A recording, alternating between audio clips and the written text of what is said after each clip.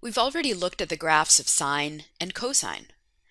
Previously, we saw the graphs of y is equal to a times the sine of x, or a times the sine of theta, or y is equal to a times the cosine of x, or y is equal to a times the cosine of theta. Remember that a, or rather the absolute value of a, is the amplitude of this function. And the amplitude is the distance from the midline of the function to its maximum point, or the midline of the function to its minimum point. We always report the amplitude as having a positive value. That's why we use the absolute value of a. Along the x-axis, we've graphed the angle in radians. So sometimes we've seen theta used along the x-axis. The period is the length of one cycle.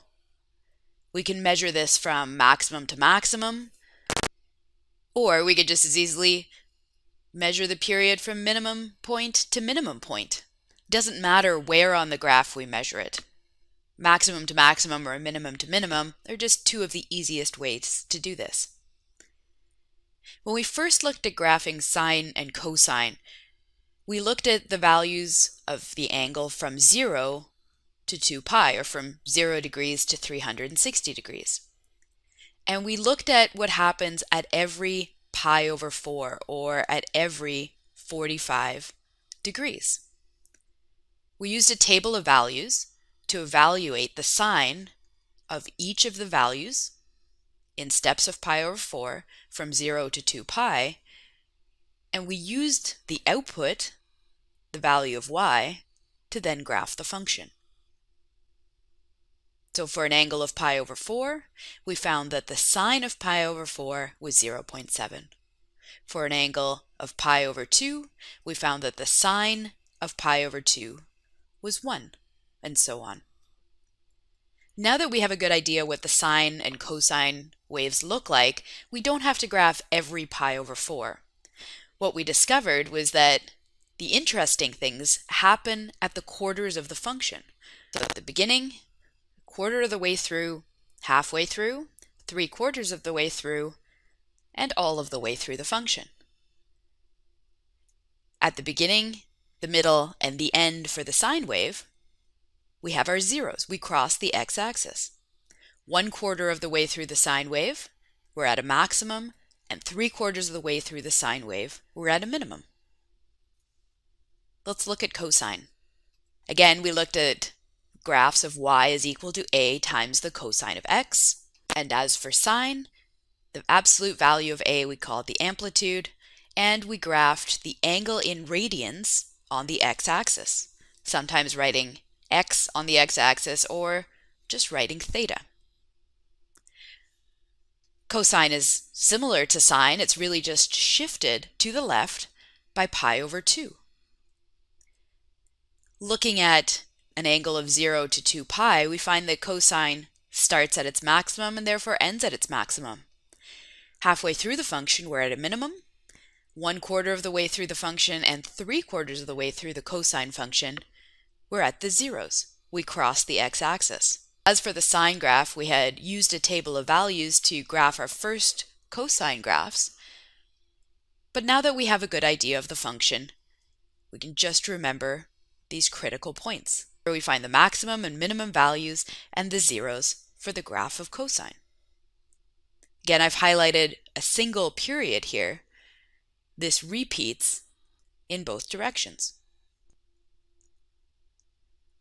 Now you'll notice here that the graph, as we saw for sine, is that of y is equal to 1 times the cosine of x.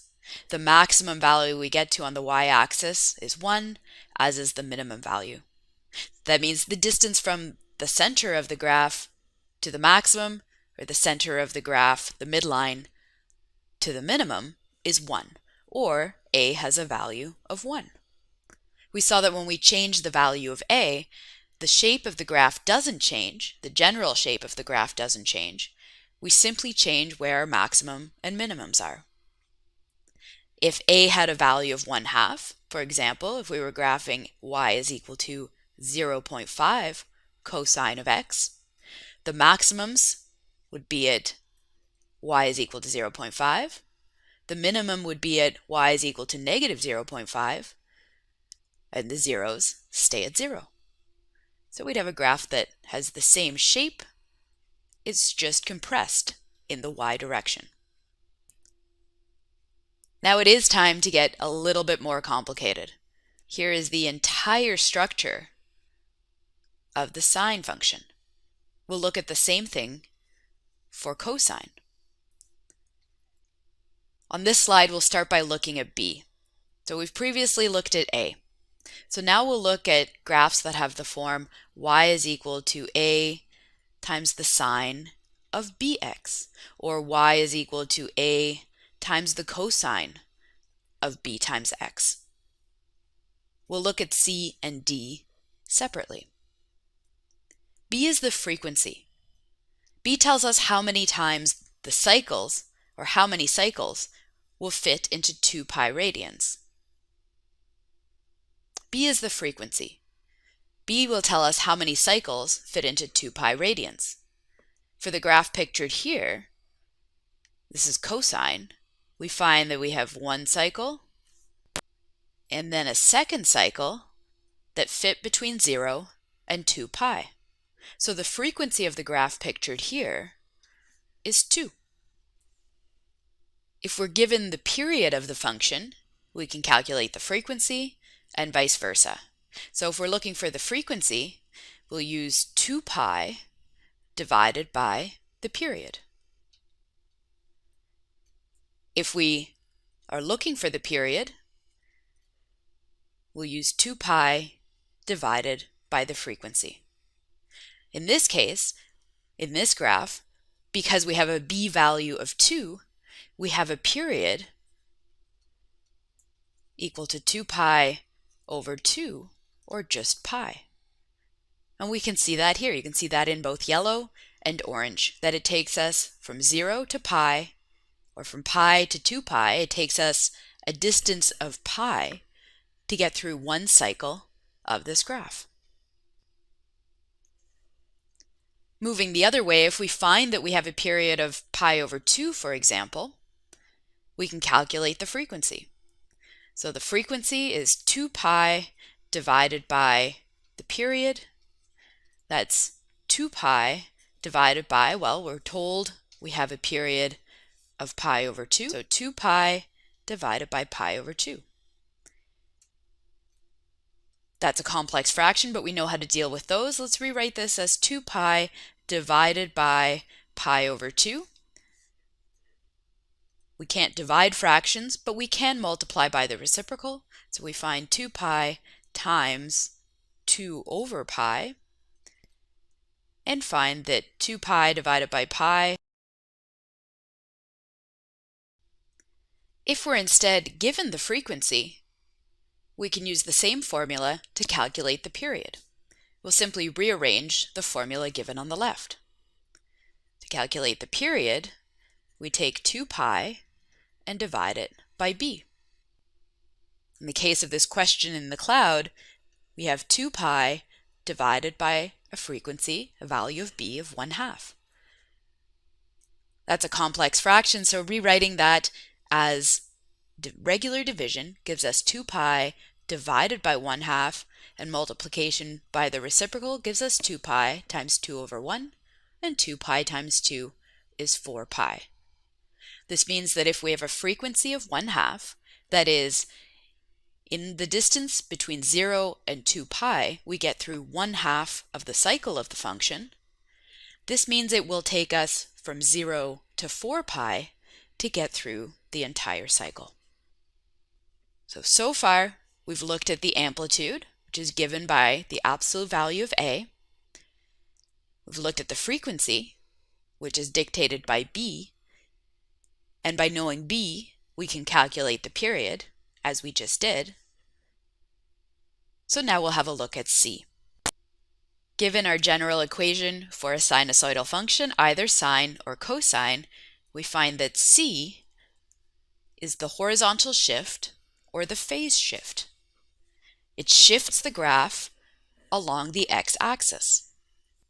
If we think back to quadratics in vertex form, these have the form y is equal to a x minus h squared plus k, where the vertex was given by hk.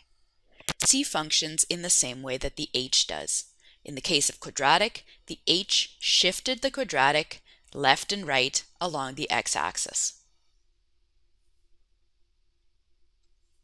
What we see is a regular sine function, such as this graph of y is equal to 1 times the sine of x, can be shifted. In this case, each value is being shifted a distance of pi over 2. So this point has been shifted from 0 to pi over 2. This point has been shifted from pi over 2 to pi. So this is the graph.